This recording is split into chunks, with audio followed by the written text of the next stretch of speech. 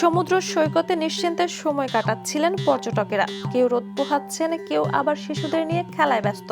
ঠিক তখনই বালুচরে উঠে আসে কয়েকটি বিশাল সি লায়ন। মুহূর্তেই বদলে যায় পুরো দৃশ্য।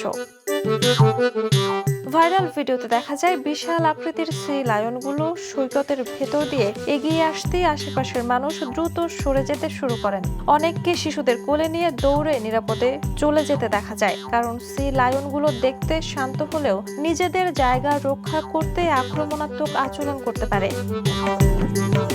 জানা গেছে ঘটনাটি যুক্তরাষ্ট্রের ক্যালিফোর্নিয়ার লা জোলা এলাকার চিলড্রেন্স পুল বিচে ধারণ করা হয়েছে।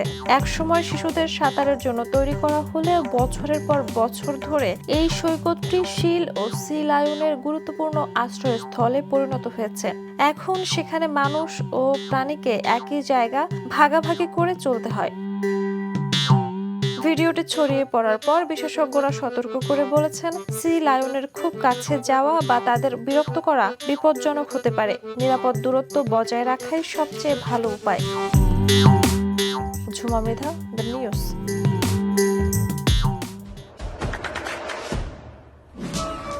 দেশে দেশে সবার সাথে দ্য নিউজ।